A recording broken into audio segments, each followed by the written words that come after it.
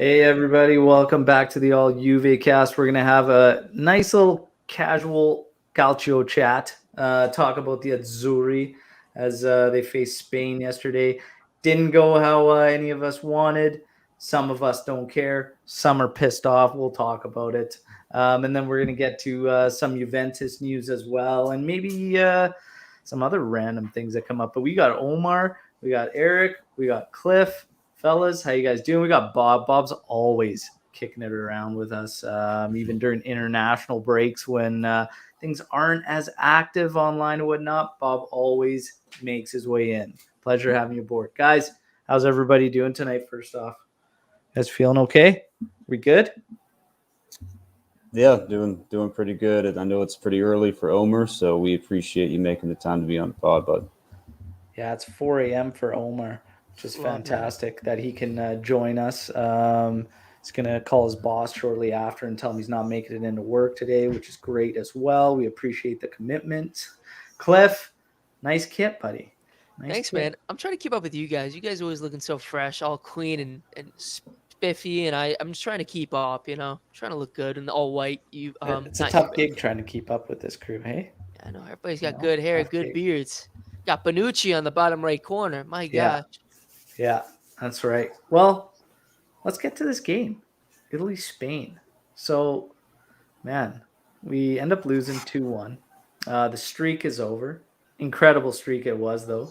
And I think I'm going to keep saying it to everybody that's getting down, whatever, in social media and whatnot. It's like, man, we got to think about the turnaround we just saw with this Azzurri squad before we get too critical and reactionary, emotional about the loss. And then some people just want to say it is Nations League. It's not a big deal. Who cares? And I get that, and that's fine too. But the turnaround's been nothing short of absolutely incredible. So props to Mancini, all the players. Incredible streak. Should all be extremely proud. Now this match, starting lineups: Donnarumma, Di Lorenzo, Bonucci, Bastoni, Emerson at the back, Barella, Jorginho, Verratti in the middle, and then we got Chiesa with Bernardeschi as false nine and Insigne on the wings. And a lot of reactions immediately to the false nine. And then a little bit of surprise to see Bastoni in there next to Bonucci. I just want to go around and see what all of your thoughts were when the lineup got released. And let's kick it off with Omar here. Your thoughts when you saw that lineup? Omar, are you muted? Yeah, I hear it. Okay, I consider this lineup, this game, this tournament is like Cliff said, a glorified friendly. Said it earlier.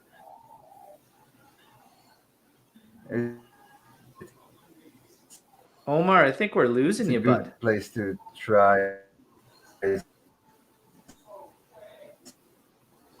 Yeah, he's crackling pretty bad. I'm not getting anything. As a 9, but Bastoni I was okay with.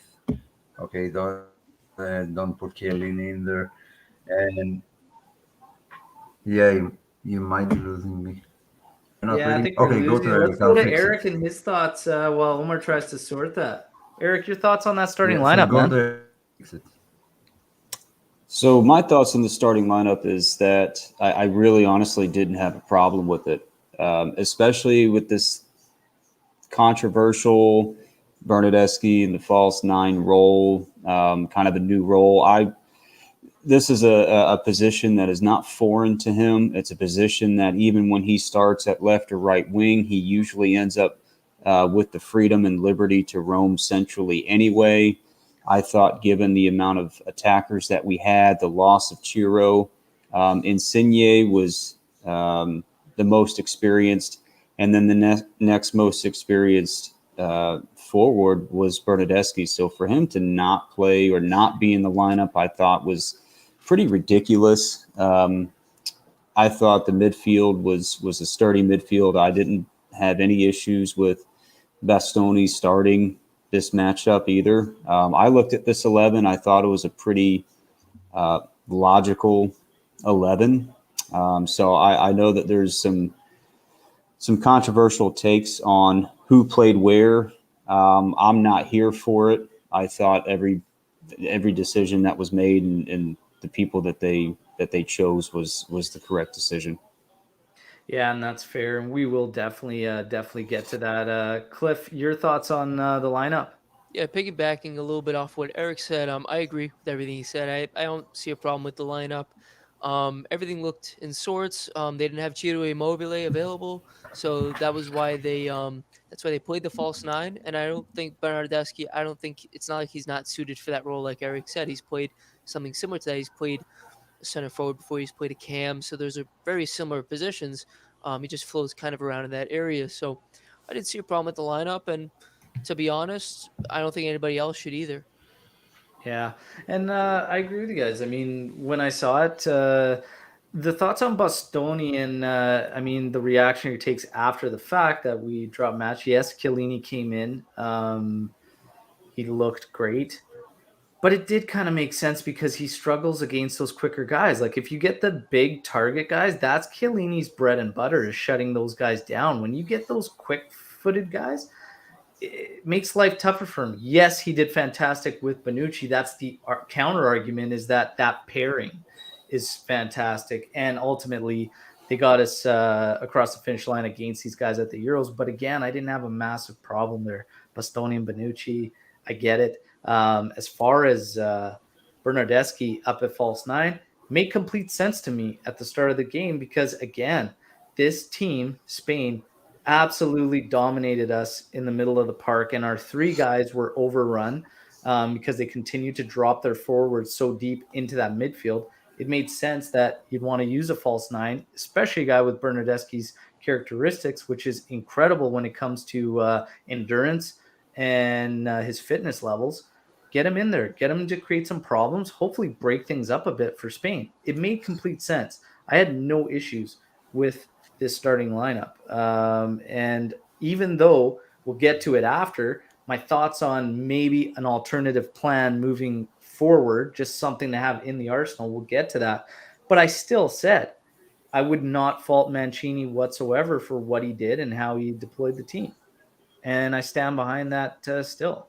The only other thing that maybe you can make an argument for is starting Insigne at the 10 and putting Bernardeschi at the left wing. I think as the game went on, you saw that there was quite a bit of a lack thereof in the defensive phase for Lorenzo Insigne, which is why I actually believe Mancini moved him to the right wing and put Chiesa on the left wing. I thought Lorenzo's defensive duties were rather poor, and I'm almost positive that the first 5 balls that he touched were loss of possession. I thought he was just absolutely piss poor.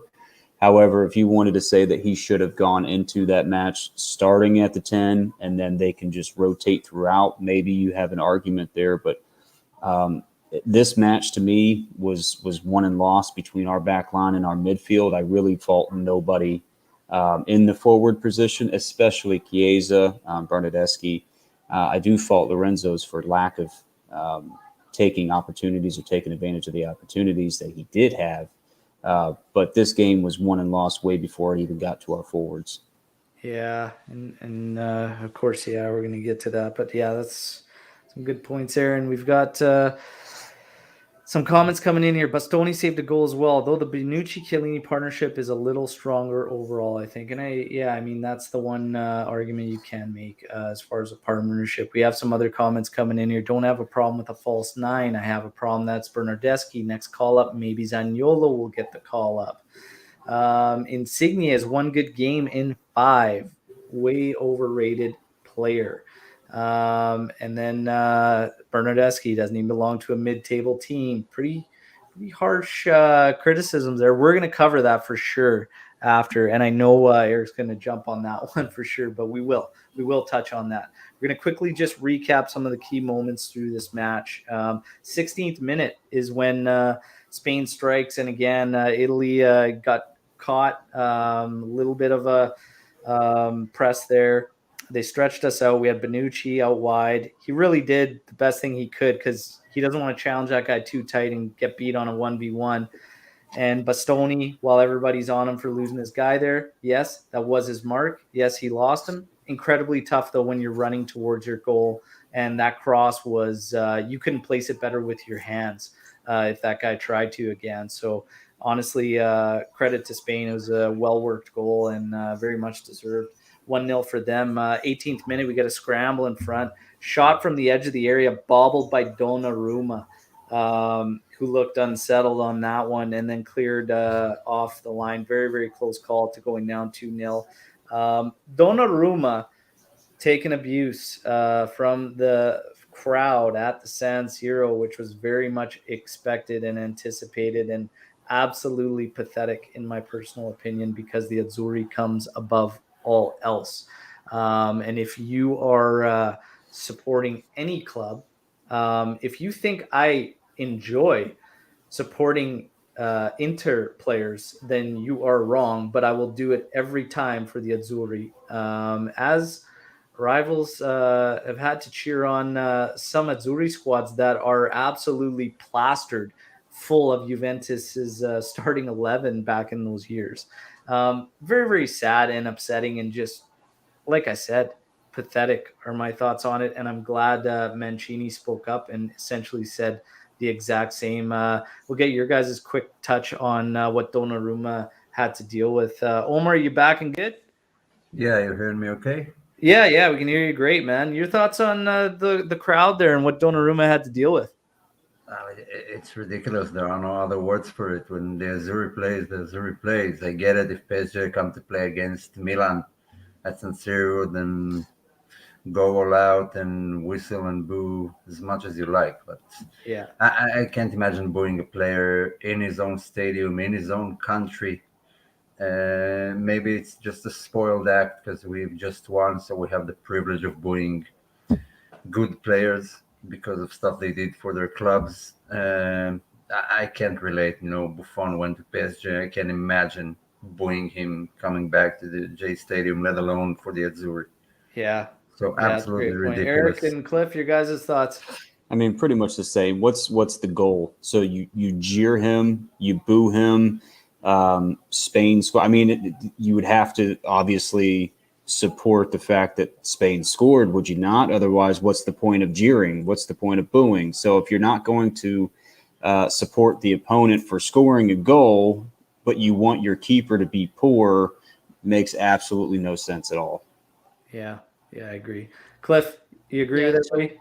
I was on another pod last night, the Calcio Connections, and a few people had told me that, in their instance, in their mind, they would take the club over country. I am of a much different mindset. For me, it's always the Azzurri, the country over anything else, over club, over anything. Um, Obviously, like I told you guys, I thought this was a glorified friendly.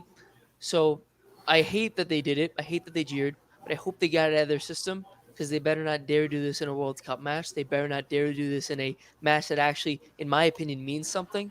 Because if they did that in a World Cup match, Euro match, in a tournament that actually matters, it would be a disgrace. And it sickens me to my stomach to think they would jeer their own player who won them the Euros. In my opinion, it's just preposterous. Yeah. Yeah, I mean, honestly, even in a friendly, I won't accept it. I mean, why on earth? Like Eric said, like what's the end goal? What are you trying to do? Like you're either there to support the Azzurri or you're not. Like just I don't know. It's pathetic. Makes Anthony brings up a great point on the clearance there by Bonucci was absolutely fantastic on that play. We move forward, 33rd minute on a fast break forward, and Bernardeschi takes his man 1v1, decides to shoot, lets a great shot go. Keeper got just a piece of it, but it hits the post and comes out. Very, very unfortunate, but good attack. We were having opportunities to punch Spain back, just wasn't working for us. 41st minute. And this this is kind of where stuff, if you had to feel just how demoralizing it was, whatnot. But Bonucci gets a second yellow on an elbow as he goes up for an aerial with Busquets there. Um, Man, you can go back and forth. There's a lot of discussions on this play. He picked up one for contesting a call earlier. So let's get your guys' takes on both of those situations, the whole scenario as a whole, and how you guys felt through it and whatnot. So we'll kick this one off with Cliff. So the first yellow that he got is completely understandable. He was basically getting in the ref's face and yelling at him. And you can't be doing that. We've seen that way too many times. We saw a Juventus example when Buffon did it a few years back. He put his hands on a ref. You can't put your hands on a ref. You can't, get in their face and yell at them. They're gonna call yellow. It's just a letter of the law. And he should know better. And then secondly, I don't think anybody. I mean, there are people who disagree with the call, but by the letter of the law, it's an elbow. He got him to the head. It's a foul. And they were consistent when Laporte did it or whoever else had done it to Keane. They called that a yellow as well. So I was happy at least they were consistent with the call. I think Bonucci needs to keep his head on the first yellow for sure. There you go. Eric, your thoughts? Yeah, pretty much the same. I thought he it was a wasted yellow for the first one. It's almost like the ref had no choice, but I got to get you a yellow to get you off my back, even though he's the captain. I do think that we had some issues, not just us. I think Spain, respectively. It was a poor ref overall, in my personal opinion. I thought he was pretty bad the entire match. However, there was a moment when before he gave Bonucci the second yellow, I think the problem was the ref immediately called an elbow. And then when they go back on the replay and they see it, I don't think he can uncall that. So at that point, I think the ref was pretty stuck in calling it because I don't think his intentions were to give him a yellow immediately. You could see that he pondered it a little bit. At least that's the view that I got from my TV. I think the ref kind of didn't want to have to give him a second yellow and set him off, but it was just pretty unfortunate. But to me, it's more about the first one. You can't allow the first one to happen because that the second one is a yellow. But if he doesn't call that it's an elbow and it's an accidental, then I think they get away with just having a normal free kick there. Yeah. Omar, what do you think? Well, the second yellow was deserved. It's a yellow. Come on, he just jumped. He looks at him, jump with his elbow up and bashes his face. Accidental, not accidental. It's a yellow. The first one was the idiotic one. You're the captain. Why do you get a first yellow card for just talking to the ref? And you're a defender. You can't be on a yellow card, and you're the captain. It's just irresponsible. And luckily, it's okay. It's a Nations League game, but you shouldn't set that example. You should be the one telling everyone to go back to their positions and leave the ref alone and focus on the game. And that was the one that disappointed me. Yeah. Oh man, I got like some weird feelings with that second one. Like I know everybody, and I'm in the minority here with this, like just how it's clear cut booking whatnot. But like as a defender, like, and defenders will know this, like your move to get that edge is to get that arm on that shoulder, right? And you do it. And this particular thing that went down happens a lot. And the fact that it's such an inconsistent booking is the problem I have with it. It's not necessarily that, like, yeah, it sucks that it just happened to Bonucci and it's in this match and we're already down one. But it's like just one of those things that it can go either way. And 9 times out of 10, because this happens so much, you don't see it flashed. And maybe because of where this took place on the pitch and how isolated it was, because like you'll see it a lot on set plays, right? Maybe that was the difference, was that it was just right in the heart of the play where the ref's just looking at it. And maybe there was something there with obviously some feelings on how Bonucci approached him in that first one that he kind of carried over. And, I'm just saying that happens a lot. I get it being called and him getting it. It's shitty, but I understand it. I just think a little bit tough because Busquets doesn't even really go up. He really doesn't even really go up. And at the end of the day, I don't know. But Cliff, go ahead, touch on I it. just want to say something real quick about that. And I've had people saying, oh, he should have kept his arms at his side. Do people understand? If people have not played the game of soccer, they don't realize when you jump, it's a natural position to put your arms up. So when people say stuff like, keep your arms at your side when you're defending, it's just an unnatural movement. So I just think it's just asinine for people to even suggest to keep your arms at your side when you're trying to jump and when you're trying to defend. Yeah. That's Yeah. why Yeah. I feel like when he originally jumped, his arm was already there. It wasn't not in an unnatural position. And the problem then became the fact that the ref called it an elbow. If he doesn't call the elbow, then I think exactly what you said, Al. It's just a normal part of the play. It's unfortunate. It's just what happens, and we move. Yeah, but you Yeah. should look at each incident, as itself, because in this occasion, Busquets was the one standing in his spot, and Bonucci was the one who's charging and attacking and jumping for the ball. That's why it's a foul. If it was the other way around, Bonucci was standing in his place. Sometimes the player doesn't even see the guy who challenges him for the header, and that refs tend to forgive that if you haven't seen it. But Bonucci absolutely looked at him, knew he was jumping. Busquets was just standing there and waiting to take the foul.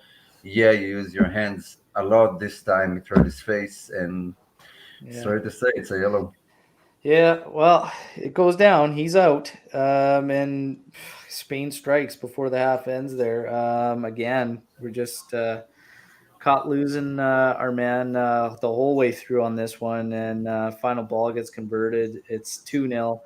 Any surprise that we didn't get Chiellini put in immediately, like after that went down? Were you guys kind of surprised by that or no? Just No, right away because it was so close to half? I thought that's Yeah. what he was going to do, and that guy who doesn't deserve to be in a mid-table team filled in perfectly at the right back role. Yeah. Yeah. Yeah. Yeah, it was fine because he didn't want to lose one of his substitutions, and if you make it at halftime, then it doesn't count. You can still Right. make three. Yeah. We get 100%. to second half, we're 2-0 down. It's just like what are we going to be able to muster up here? Spain continues to press. 62nd, they get a header that's just wide. 77th minute, Donnarumma gets a good save on a low hard shot. 82nd minute, we get a little glimmer of hope again through Chiesa. Lorenzo Pellegrini entered the match. We got quite a few changes, like Locatelli came in, King came in, Pellegrini came in. 82nd minute. This is one of these goals that really Chiesa's just the effort and the drive like gets through. It's a play that maybe most don't really pressure that much on their own, but he does. It's worked out for him before. He's generated a lot of chances like that, but he gets it, and man, he ends up getting a breakaway out of it. Slots it over to Pellegrini, and Pellegrini buries. We score. It makes 2-1. Too little, too late. We end up losing, and we had some chances in the first two. We're gonna get to our man of the match, our lowest ratings. Anthony's bringing up, are we gonna just skip over Insigne? We're not gonna skip over Insigne. Believe me, we're not. Um, First off, you got to give somebody from the Azzurri man of the match. And who does it go to for you guys? Eric, kick us off with your man of the match and your lowest rating, and let us know why. So man of the match, I think it naturally has to be Chiesa. He wasn't all that effective. I know he's our glory boy, our golden boy, if you will. He wasn't all that effective in the defensive phase in the first half. I thought he actually struggled. You can see quite often him and Barella were constantly kind of going back and forth with each other because there was just acres of space in between them. Didn't think that there was good communication between the two. But that's just not part of Chiesa's game that you rely on. It's the grinta, it's the will, it's the desire, and his ability to push. And in the end, he rewarded us with his breakaway. To me, I think the worst rated player. Jesus Christ, where's the list start? Benucci was poor. Jorginho was absolute shit. Barella was making sandcastles somewhere on the pitch. Insigne was I I could probably there's a laundry list of things that I didn't like with what he provided or just didn't at all. So you can pick between probably 4 to 5 players as worst on the pitch. Yeah, yeah, I'd have to agree. Omar, your highest rated and your lowest. Uh, well, I'll give my highest to maybe Chiellini. No, No, I'll go with Chiesa. There's no one else to pick from actually. Are we just clear And all around the board with man of the match? It, Chiesa, pretty much. yeah, yeah, yeah, Chiesa's he's pretty the it much has to the be. lock. Let's talk about these Mhm. guys that kind of let us down and who let us down the most. Yeah, just take your pick. Bernardeschi, Bonucci, Barella, Verratti, Jorginho, maybe Di Lorenzo. Just I take was your pick. not disappointed, to be honest, with Bernardeschi. Neither And I neither wouldn't was put him I. in that list. I I'm saw a lot of knocking on Emerson and whatnot, and I wouldn't put much on Emerson as well. I thought he was one of the brighter spots too. I don't have anything against Bastoni really. Bonucci for me might be the lowest, just because again, even if in my mind I kind of thought a little bit brutal on that second one, given the game semifinal, even if it's a competition we don't really care about. I thought maybe the ref was carrying over from that altercation and giving him the first yellow. But regardless, a captain can't put himself in that position. And Benucci got himself sent off in this one. I kind of put him at the lowest for me just because of that. What do you think, Cliff?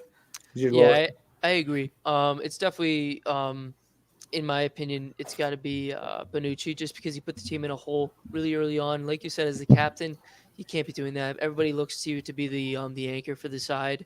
Um, and I was seeing stuff on Twitter, and we see obviously a lot of BS on Twitter. I saw people saying, Donnarumma needs to be mentally stronger. He needs to make some of these saves. You're expecting him to make some ridiculous saves. Like some of these things you can't put on him. Like people are jeering him. People are like that one cross in that was At the finished end of by. the day, the goals they scored were class. Yeah, they were class At the goals. end You of the can't day, they were I top don't care quality what you goals. wanna say, like, those are great goals. You take nothing away from Spain. Whether we like them or not, you take nothing away from them. Yeah. Bonucci, it's yeah, end of the day, And it's how many other times do we have a situation where somebody plays poorly and we resort to bringing up their age? Can someone please remind the entire show how old Gianluigi Donnarumma is, he's younger than everybody in our show, please? basically, except for one person. And so if he's getting jeered, he's not at a mature level that a guy like Chiellini or Bonucci would be. We're going to need to cut him a break because I'm sure that's the first time that's ever happened to him in his life, and how he responded to that was probably the most natural thing he knew how to do. Oh yeah. Yeah. And sometimes I get rattled by the beer gardens in my tourneys, and I'm telling you, I'm 37 years old, man, and sometimes these guys are ruthless. You have beer Right. gardens at your tourneys? I gotta come to your tournaments. Man, it's not worth playing in a tourney if it doesn't have beer garden. Come on. That's fair.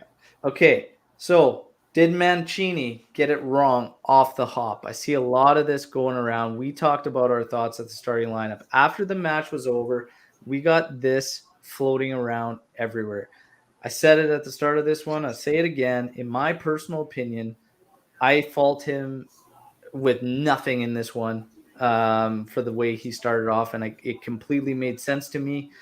Again, even when you look at this match as a whole, ah, you know, if we had maybe like when we talk about the list of guys that weren't up to the standard, you go down 2-1. Bernardeschi hits a post. Insigne had two opportunities to really like put Spain to the sword and didn't. It's not so bad, is it, boys? But how do you guys feel when you get that headline and that's floating around social media that Mancini got it wrong? Eric, do you want to go first? Sure. I can't for the life of me agree with the philosophy behind that. I know there were calls for personnel and formation changes, but once again, I don't think that personnel or the formation was the cause or the root of the problem. The root of the problem was Spain's high press. The root of the problem was that we couldn't link up play between our back line and our midfield. And by the time the midfield knew what the hell was going on, they were constantly losing possession. So getting the ball from that point forward was a huge issue. And so I think another reason that Bernardeschi started taking some heat was because he's in the 10 role. Well, so you want him to abandon his responsibility, abandon his role completely to come back to link up play. And then you're leaving basically Chiesa on an island because Insigne's in the fucking stands doing God knows what. So the problem that I had was that you are arguing that someone should be doing something that is not a part of their responsibility, and then when he's not there in his spot, then it's going to be, well, why isn't he there linking up play?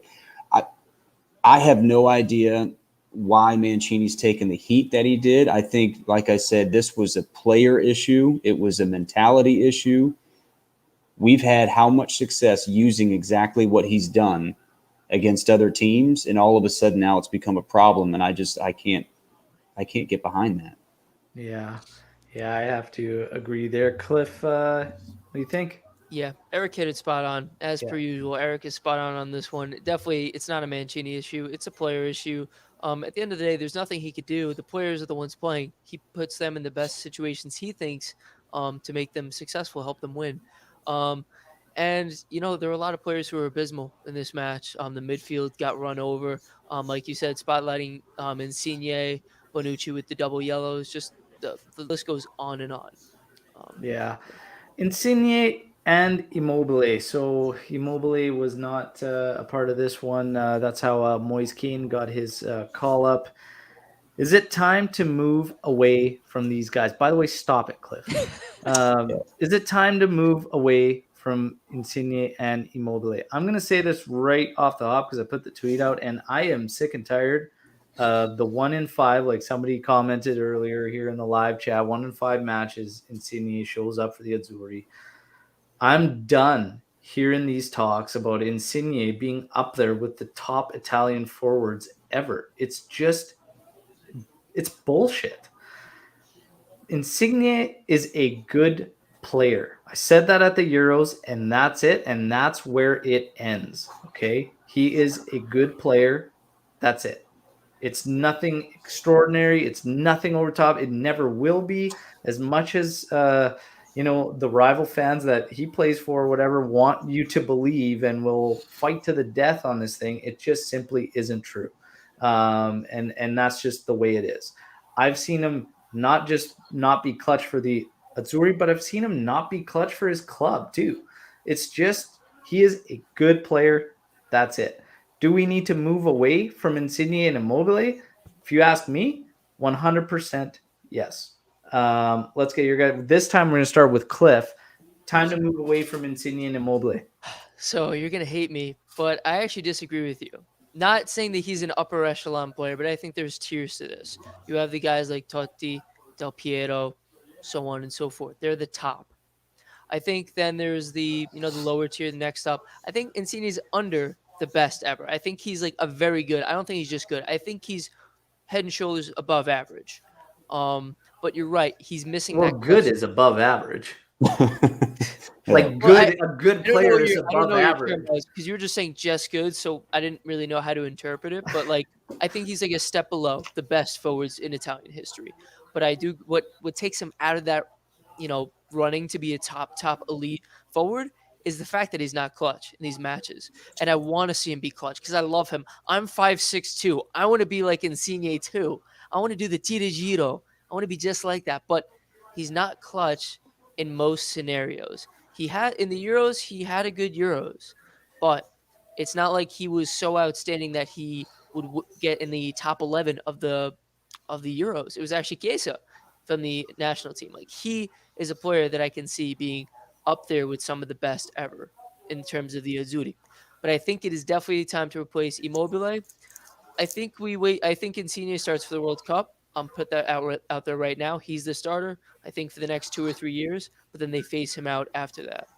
Moise Yeah. Kean should be the Insigne is starting not striker. going. Insigne is not going anywhere. I think the quicker out of the two is Immobile to lose his spot. But I'm not against starting to look away from these guys in terms of the reliance because it's just it's not there. If you can slot somebody else that's more clutch maybe and can match Chiesa from a workload perspective, I think you can build something a bit stronger. The question now turns to as it gets to Eric.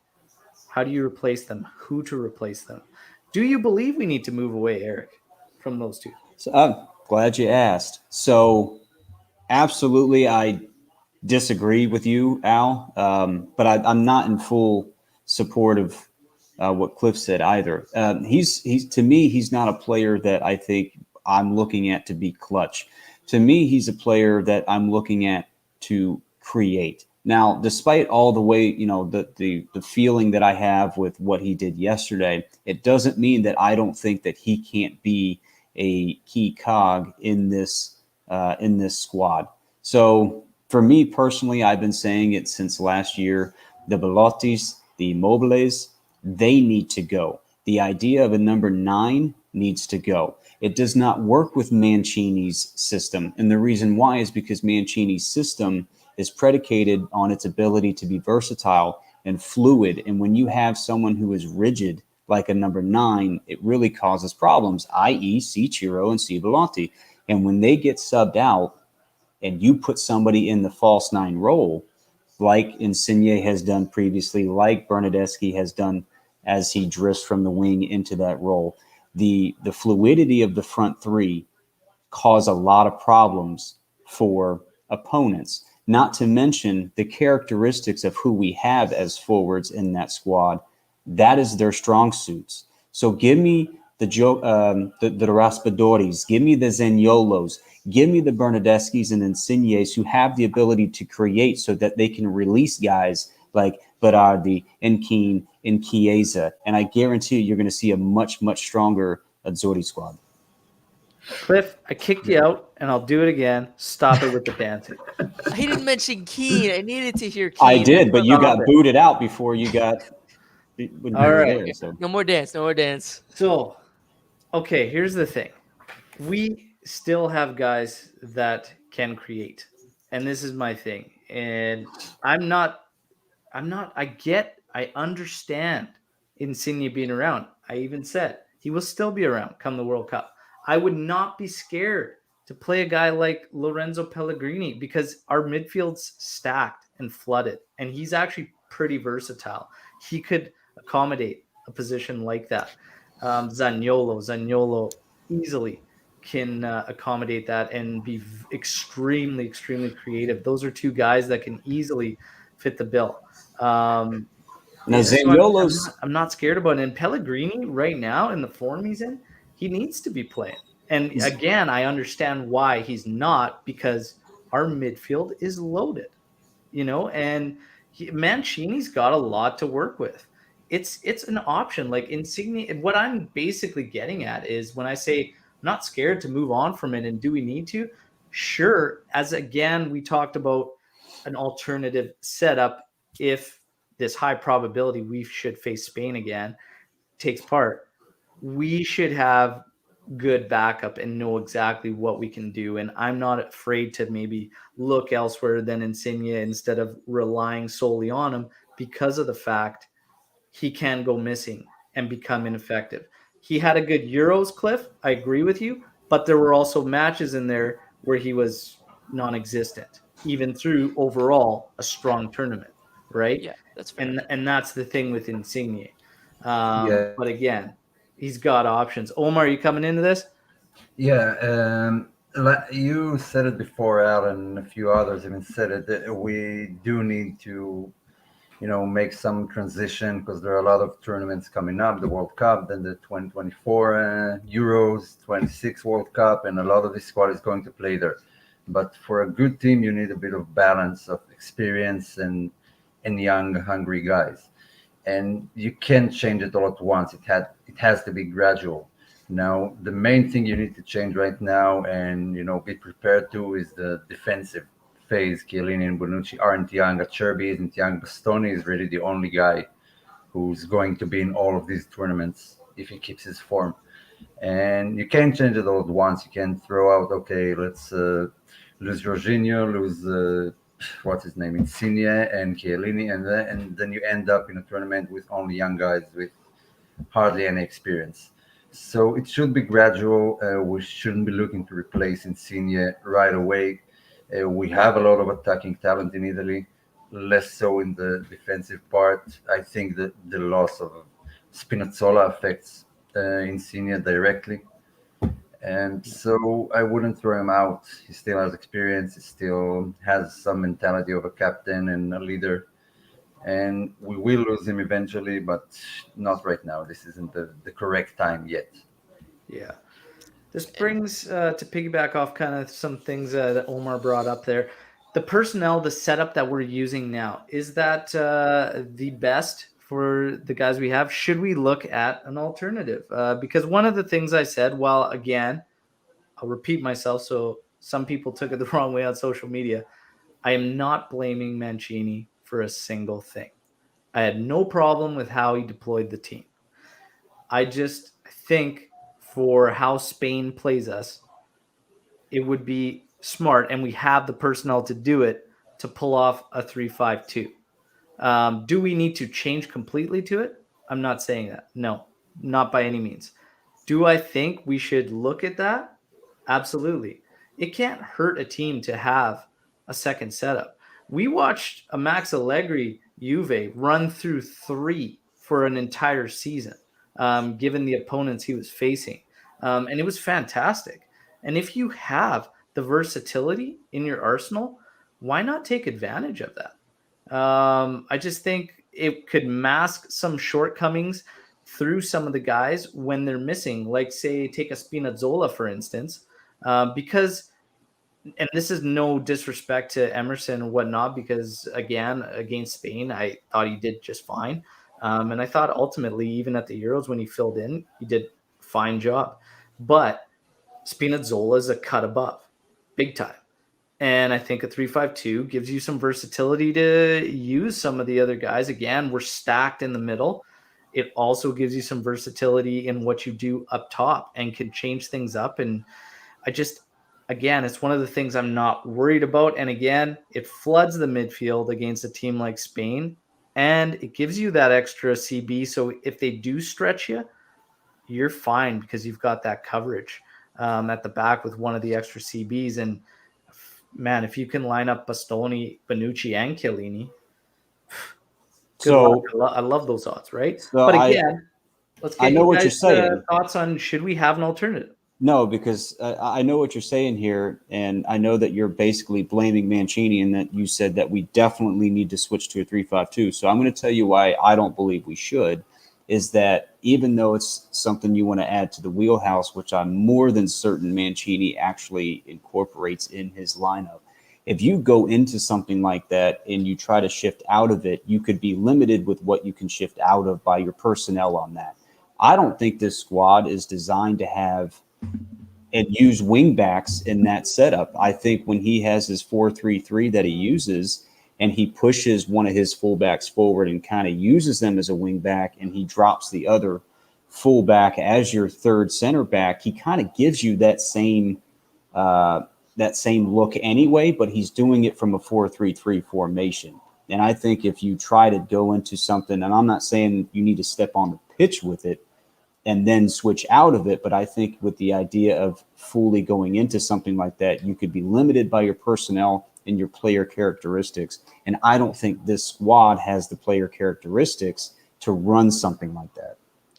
Yeah, see, the problem with that though is that Mancini's Italy does that in possession, not without. And when you run into a team that absolutely obliterates you in possession, and they did it to you a month and a half or whatever, a few months ago, fuck, you're it's again one of those situations where could we have an alternative? And again, you can, because that whole base is outside of possession. I understand what Mancini does with the ball, but when you can't get the damn ball, that's the problem. And that shapes us up better to stymie the Spaniards, in my personal opinion.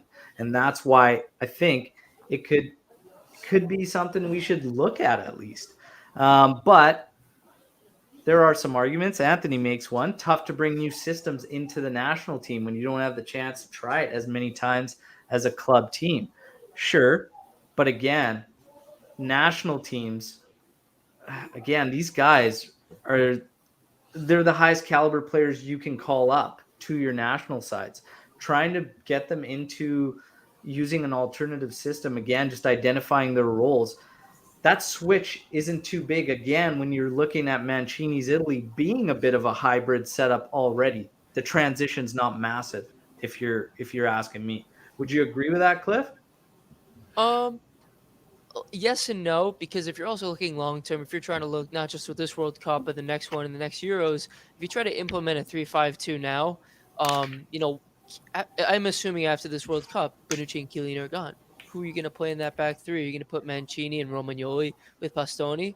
I personally don't think they're strong enough to hold up in a back three, in that system. But, do we have the other players to do it? Yeah, we probably do have the rest of the players. I just wouldn't be really set with that back line. Right now with the 4-3-3 that we have set up, you know, I think it gives us a little bit more versatility, a little bit more flexibility, like Eric said. And I think up top, I think Moise Keane is gonna, slot in there at some point because he's got the body frame of a number nine, but he has the movement of somebody who's not number nine. He's a lot more agile, really quick with the ball. He's very different than an Immobile. So I just think that right now, I think for the time being, we have to stick with a 4-3-3. And if somebody like say Lovato comes up and he impresses and he keeps playing well, maybe you do consider going to a three back, but only once you've seen the promise of two other center backs who can be reliable in that system. But here's the thing, too, though. Again, you stated in this why you disagree. Again, looking long term. I'm talking about an alternative, okay, while these guys are still around. Because while they're around, we have the personnel to do it. So, my question now, Omar, if we go against Spain again, are you comfortable with the 4-3-3 again as things were, even if it were false nine or not a false nine? Yeah, I think that the red card kind of played into Spain's, style of play. It's a lot easier to hold possession, and they did it back in the Euros, and that time we did manage to contain it. Italy, another high pressing team, and they pick their moments to press, and it's even harder to press. I believe with a 3-5-2, you sustain more pressure and use their opportunities. I think the profile of the players summoned to the team would change if we build on a 3-5-2. Like Lazzari might do much better than Di Lorenzo or Calabria in that formation.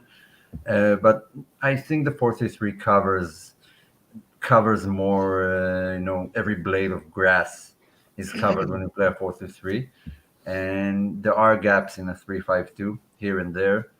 So I would still keep hold of the 4-3-3. Just the number nine role, as Eric said, is problematic. You don't you can't use it right now because you don't have someone with the right profile to play it. If we had a Morata type of striker, then okay, things are different. But with Immobile, Raspadori is young, Skamaka is young, Keane is young. Uh, no, we don't have someone fits to that profile yet. So it's kind of 50-50. I can see them play a 3-5-2, but I'll stick with the 4-3-3 for now. Yeah, Now, think now, I just think we got to flood that middle on them. And again, 3-5-2 is better for a counter. It's better for a setup for a counter system.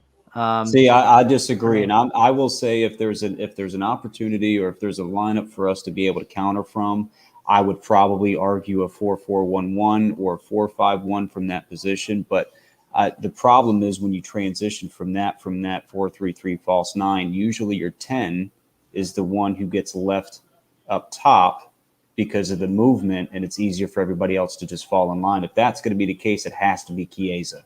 Chiesa has to be that front man because of his pace. I'm not saying we shouldn't line up with a counter attacking formation against Spain. I think that's how you beat Spain, but it can't be from a 3-5-2 position. I would rather see them transition to that 4-4-1-1 or 4-5-1. Can I Yeah. also make a point for the 3-5-2? In the past, when we've implemented it in the early 2010s, when we had uh, Conte, I believe, when he was the manager, you had that system in place at Juve, and most of those players were from Juventus, so they were already used to playing in that system. We had the personnel to run that, but like Eric said, in a 4-3-3, you can also attack better. And this Italy is actually more attacking minded than in the past. A 3-5-2 set us up better because we were more defensive minded. We wanted to sit back and absorb pressure. Now we're more on the attack in terms of how we're playing. So I think a 4-3-3 just suits the play style for what we want to do. When Spain played Italy back then, I know things are not all level, whatnot. They had their possession, but you flood the midfield. Like you literally you're taking away their biggest strength. We have our biggest strength is our midfield too right now with the Azzurri. The problem is they wipe our midfield out. They completely render our midfield. But it was only by one person both times. One person was the key cog in their entire midfield that picked us apart. Regardless, they wiped our midfield up. Like, we finished, our strongest point is our midfield. We finished the match with 25% possession. You cannot face this team the same way both times when they wipe out your strongest element. We were left to a scenario like Chiesa, Bernardeschi, Insigne, these runoff plays. And again, if they were a little more clinical, this thing was a blowout if they were a little more clinical. Even though Insigne missed, let's give him that one for sure, should have gone in and whatnot. Man, it's just, for me, they've eliminated our biggest strength. If we went in there to face them the exact same time, that's crazy to me. That's like, why are we putting ourselves through this? We should look at alternatives. To match up with Spain, we need to figure out what we can do that's an alternative. If they wipe out our biggest strengths, we need to figure out a support. We need to figure out, okay, it's not going to be these guys, so who else is going to do it? And it's hard to ask Chiesa to just be that guy because it's going to be, what are we going to do? We're going to play a long ball game with Spain and just kill Chiesa so that he's wiped out in 60, 70 minutes? I think the alternative is to figure out a better base that allows you multiple angles in attacking them on a counterpunch. Because if we try to get into a game, if we just line up 4-3-3 again, the same thing is going to happen where we lose that battle in the midfield. And at least if you can flood it, slow them down a bit, now all of a sudden, because you have 3 CBs, you can offer that wing back to kind of get a little bit further up and open up some space for your Chiesas, your Bernardeschi's, your Insignes. It'll bode well. If they wipe out our biggest strength, I cannot for the life of me understand why we would go into that the exact same. But That's my argument. I don't understand how we can't already do that. I guess that's my main point, is we should be able to already achieve that by what we're doing. And the second thing is, our biggest strength isn't just simply our midfield. Our biggest strength is our ability to possess the ball and move it quickly. So our biggest strength most of the time lies with Jorginho and Locatelli. Well, when Jorginho has more losses in possession, it has nothing to do with the fact that we're in a particular formation. He can't lose possession. So we have to be able to beat their press. So maybe you're saying if we're in a 3-5-2, we beat their press. I don't think we do that from a 3-5-2. So our biggest strength is being able to pass through their press, which we could not do. So do you think that you could do that in a 3-5-2 formation? Because I don't believe that's what's going to be the answer. He can't keep possession because there's no options there, because we're in a 4-3-3 and they're pushing us all back. Well, we're on the back foot. But that has nothing. Does that have anything to do with the formation we're in, or the fact that they're pressing us in 8s and 9s? Man, I don't know, man. I'm just telling you, like, okay, you're going to get the press regardless. Jorginho, all these guys have never been an issue. Okay, so now to say that, like, oh, it's Jorginho can't lose it. Well, why is he losing it? Yeah, the pressure's all there. Again, we're stretched beyond our means. They have to figure something else out. Again, the 3-5-2, it'll give you angles. It'll give you avenues. Yes, I think we could counter them a little bit differently than when your base shape becomes essentially a 4-4-2 defensively in that setup for him. You've still got this hybrid guy acting out there where at least you could turn them with forwards that would be properly placed, and you could still have a wing back on the opposite side. Start switching up the play on them. They flood us. They flood us is what Spain did. And if they're going to flood us and they're going to come at us, you could see them squeeze and put that pressure down almost to a corner. When we get that possession, if you have the opposite wingback and he's got a little bit of freedom, there's different angles to approach Spain. I just think if they lined up again, you went out there, they wipe out our biggest thing, man. And you hit it. Like, yeah, Jorginho lost a shit ton of possession. Does any other guy in that position do better? I don't think so, because of how they played us. Yeah, I And think and we need to find an answer. I think Locatelli and Verratti would have been a proper answer. But if that's the argument, then all Spain has to do is focus on the one guy that we're going to have moving up and down the flank. Eliminate that. That's really going to eliminate our passing. Not to mention who transitions in that 3-5-2 formation to go into that 4-4-2. I mean, are we talking about ginormous moving parts where you're taking your 10 out to the wing like this Pirlo-esque 4-4-2 thing that he created? Like, we saw what type of problems that created. Yeah. Well, no, Yeah, it but doesn't have to be completely hybrid here. We're not we don't, and again, this is my biggest thing. Italy doesn't need to reinvent the wheel here.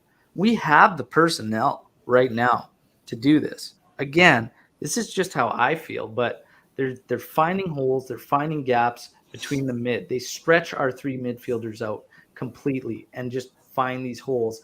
And with the two CBs, it's too much to ask them to come up and step into that, because then they're overlapping and they're right behind them. And you could see this a mile away.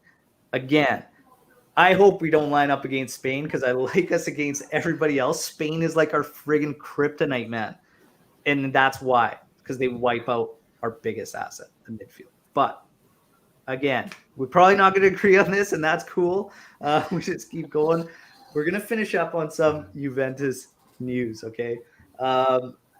Bernardeschi looking for a renewal at a lower wage is what Juventus is trying to get from them.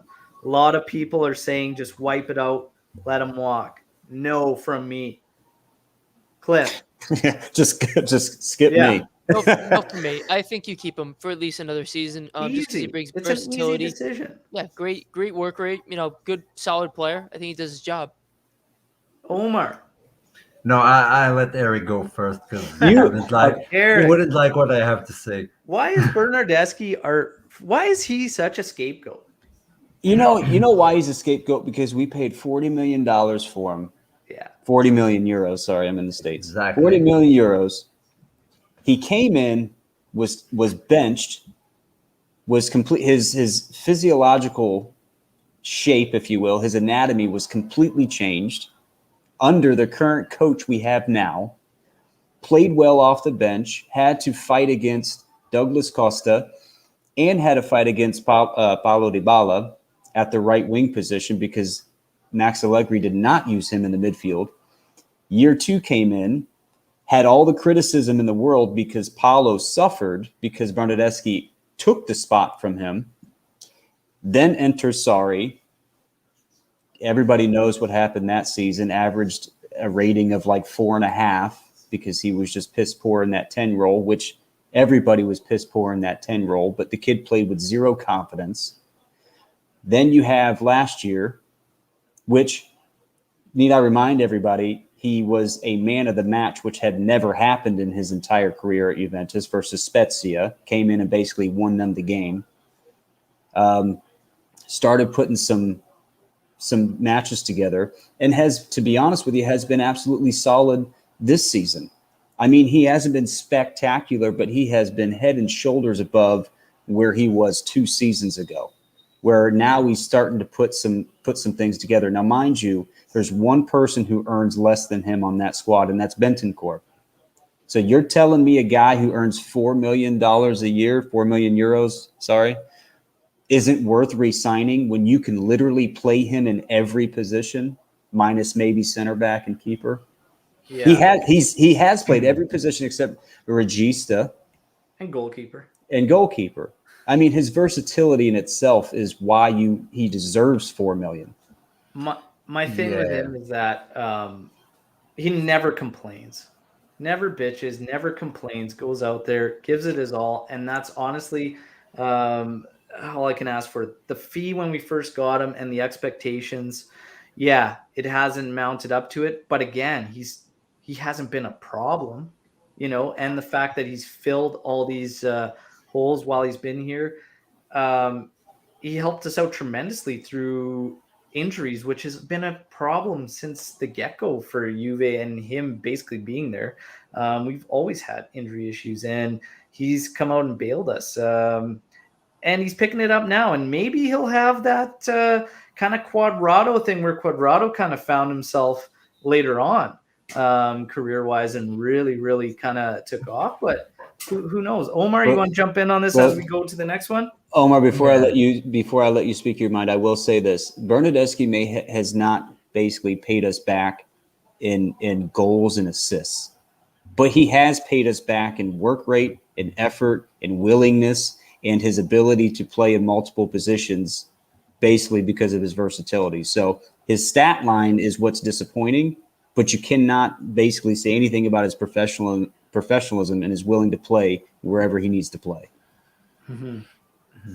Omar. Well, I think we're just most of us are failing to admit what Bernardeschi really is, what type of player he really is, and we sort of expect him to be something because we do see sparks of talent here and there. But let's be honest, Bernardeschi is our modern day Paduin. Yeah. Okay, what was Paduin's best quality?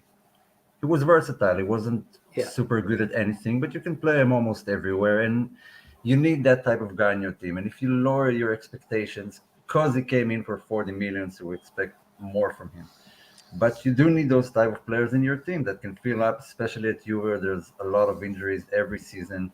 Yeah. Just lower what you expect from him and he'll play that role perfectly. If you want him to be a number 9 who scores 10, 12 goals a season, you'll be disappointed and you just end up hating him for no reason because you expect him to do something he can't. Yeah. And that's Paduin, the my greatest player of point. all time. And we've got K&A here, and he says, "Oh my, love your show, but completely and entirely disagree on Berna. He has absolutely been a problem." I think the fee, and again, the wage, like all that, yes, hasn't mounted up to it. But has he been a problem? No issues. I He don't never think says so. He hasn't given us over and above or whatnot, but can we honestly say he's been a problem? I don't think he's been a problem. He just simply hasn't met the expectations. But again, he's given us elsewhere and helped in coverage and whatnot. Does it outweigh itself? Probably not. But to say that a guy's actually been a problem when he hasn't caused any issues, any rifts. He's way more than often fit and available. So if you want to talk about problems and you want to disagree on Bernardeschi, my instant throwback to you is Aaron Ramsey. Okay. Aaron Ramsey making 7.5. Aaron Ramsey, it didn't have to buy a place in Turin because he stays at J Medical. Aaron Ramsey coming out to the press, talking about issues, airing dirty laundry about how he needs to be playing, how he stay fit, man. Okay, that is a problem. Bernardeschi, even at 4, I don't have a problem with it. So don't give me that Bernardeschi is a problem. He simply is not. Aaron Ramsey is problem number 1 at Juventus right now. Okay, that's problem number 1. Cliff. I was gonna say you pay him the same. I would pay him the same amount of money because you know what? You know he'll at least play. He'll at least get on the pitch. Yeah. Yeah, and I think that the idea of a problem once again comes with the level of expectations because the amount of money invested in him. But when you look at the bigger picture and it's tough because this is the issue that I have is how we grade particular players versus how we grade other particular players, and sometimes we use stats to support them or we use stats to basically argue against them. Now, like I said, Bernardeschi's not racking up the goals and assists. I can understand being frustrated for that because he is a winger. But when you realize how many other things that he has provided this team, stability, availability, versatility, I do not think that you look at that and you go, yeah, he hasn't been worth the 40 million. I would completely disagree with that. 40 million is a big price tag. There, like it is for us. And I mean, Kulishevsky is in the exact same boat right now. We are literally witnessing the potential for the same scenario. Yeah. It's the exact same scenario. Kulishevsky has not found any type of continuity, any type of consistency. He's been moved all over the map. He's down to cameos so far with Allegri. He's coming off 2 good cameos. But again, it's a small sample sizing. And again, 40 million euros, that tag puts a lot on the kid. And it's a good chunk of money. We look outside at other guys. Morata sitting But at he is 35 million 21. purchase at the end of the season, and a lot of people are saying get rid of him. And it's the money. I would extend Bernardeschi. 4 million. Is it a lot for him and the role he plays with us and whatnot? Yeah, I could see that argument that it's a lot. But again, I just cannot agree with saying he's a problem and he's been a problem. Those are completely different things. But 4 million, if we can get him and it's a lowered wage, that's good. That's actually a good move because again, he's just that filler. He's that guy. He can rotate, and who knows? Maybe he advances. He's more than useful for the Azzurri. I'm not sure why Juventus can't get that, and we've seen flashes. I don't get it. I would make that argument too, and obviously that his stints with the national team are probably why I'm as passionate about his skill set and his abilities as I am, is because he does showcase what he could do with Mancini on a very consistent level. I don't think anybody who doesn't hate him, who watches the Azzurri, has really any complaints, because in most cases he does very well under Mancini. It's Jekyll and Hyde. Yeah. It's Bruce Banner and Hulk. Between that's just the shades that you get with him. To Omer's point, I know Kulishevsky's 21. If you ask me, I don't care. And the reason I don't care is because he's played professional ball for a minimum of 3 years. So it's not that he's completely new to playing at a professional level. It is difficult, I would say, for playing under your third coach in your third year, between Parma, Pirlo, and then obviously Allegri. But I don't let things like age really determine my judgment on someone's abilities, because he's been a footballer for a long time. And these are things that need to just be autonomous to these types of players. Yeah. Again, it's the numbers. We've seen it. We're going through it with Kulishevsky. Yeah, I didn't mention. That's not the reason I mentioned it. Well, go ahead. Yeah, it's not the reason I mentioned it. No. I wanted you to explain it. If you do Bernardeschi run out this contract, we're talking about wages and money. If you do let him run out this contract, then it's the biggest loss of money there is. If you renew and give him 4 more years and you sell him, then you haven't paid 40 million and his entire contract, and then left for free. Kulusevski has a longer contract and he has more of a market because he's young. You can sell him for a higher price. So just letting him run his contract out is loss of money, same as just giving him 4 million a season. We'll probably lose more. That's the reason I would renew. And if he might pick it up, and if there's an offer coming in, we should consider it and might sell him. Yeah. The other thing is there be a market in at least Italy to make a swap deal, because again, we're going to be in the hole after this upcoming season. It's already been determined. So it just, again, everybody wants the FIFA signings and all this magic to happen. It ain't happening. It's just not happening. This gets us, and the financials, again, they set this precedence that we put on these players. Kulishevsky went through Dybala. Dybala became a scapegoat as well through contract negotiations, through numbers that were not even confirmed being real or not. We've got details now that's probably going to finish at 8.5 with 1.5 million bonus. Fantastic. Great numbers. Okay. But again, it's just how the media works, how all this happens and whatnot. And sometimes it turns a whole fan base on guys. It's pretty wild. Speaking of money, speaking of signings, we're going to finish off with the strikers. You got something to say, Cliff? Yeah, I want to say real quick, just before you go, sorry, Al, but if you're paying Dybala 8.5 and you're paying Ramsey 7.5, that's really what's been the problem. These signings of players on freeze, but you're paying them exponential wages for no reason. That's what it comes down to, just bad decision making. That's FFP. One of the issues, yeah. FFP. for sure. Fucking Fabio Paratici. Okay, strikers. Vlahovic. Is it too much money? Are we better to spread it out? Your guys' thoughts on that right now, Cliff? The reported fee right now is what, about 60 to 80 mil? Is that what I've heard? Yeah. So for that price, for what he is, I mean, Juve need an out and out number nine. Do we want to get more in the financial hole? No. So if we really feel confident in Keane, you stick with him and you don't go with Vlahovic and you don't splash that much money. But if you're not confident in Keane, you're going to get rid of Morata. You're not going to sign him permanently. You go after Vlahovic. Personally, I think Juve have been dying for a star number nine, for a while, and I don't think Ronaldo was that guy because they played him winger for way too long. So I think you bring in Vlahovic and you try this experiment, you ride it out. There you go, Omar. It's too much money for Vlahovic.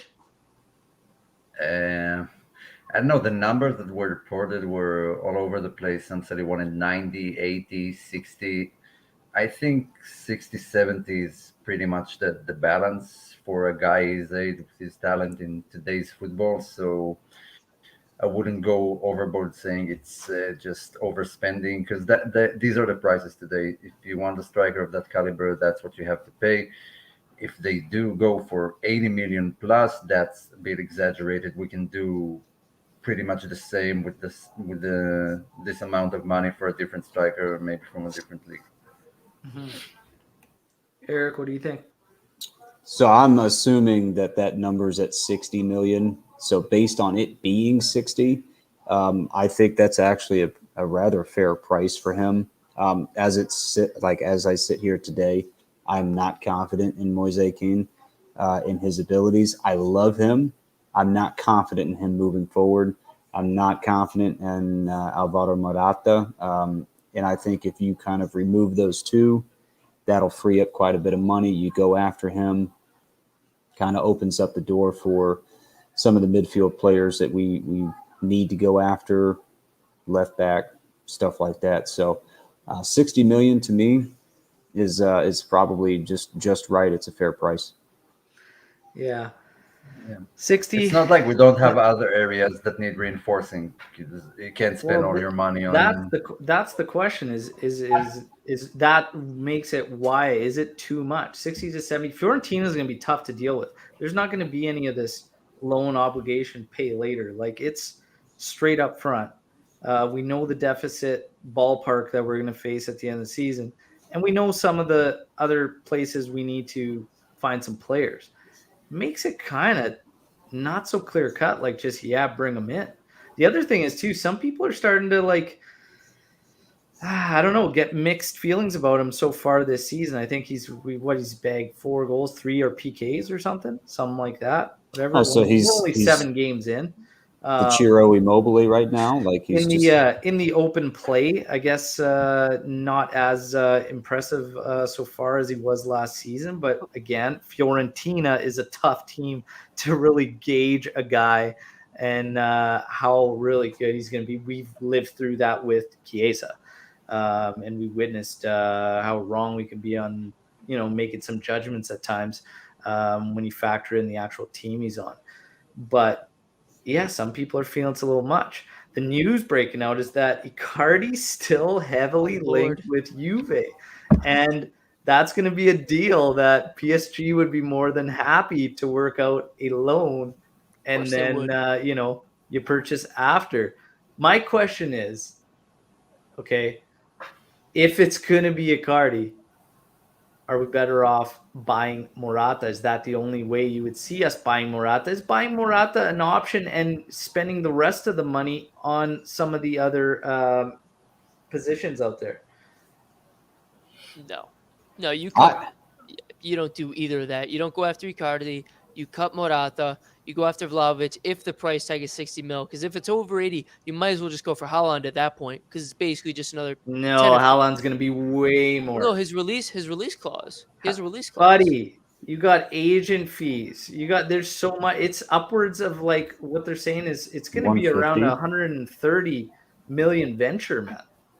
Well, no, Yeah, and I was Paris just are saying going to lose Mbappe, so they're going to go for By the Haaland, time it's and all we done, can it's going to compete. be like 130 million well, I venture was with just all this saying stuff. for the argument that if it's over, what we'd want to pay, then you might as well go after him. But if it's 60, Vlahovic is the guy. You don't even worry about Icardi and Wanda. You don't want to deal with that BS, man. Yeah, and Morata is probably the guy who decided, because if you do sign him for 35, you don't sign another striker for 60 even. So if we do let him go, then Vlahovic should come in. If we do decide to sign him, then I'm sorry, no Vlahovic. That we can't keep spending money like Paratic did on positions we already have players for, and just leave everything else to chance. Yeah. And so if we don't sign Morata, then definitely Vlahovic. If we do, keep Keane and just roll with it. What are you guys' preference? Vlahovic? Yeah. Over Vlahovic. Icardi, Yeah, over even keeping Morata.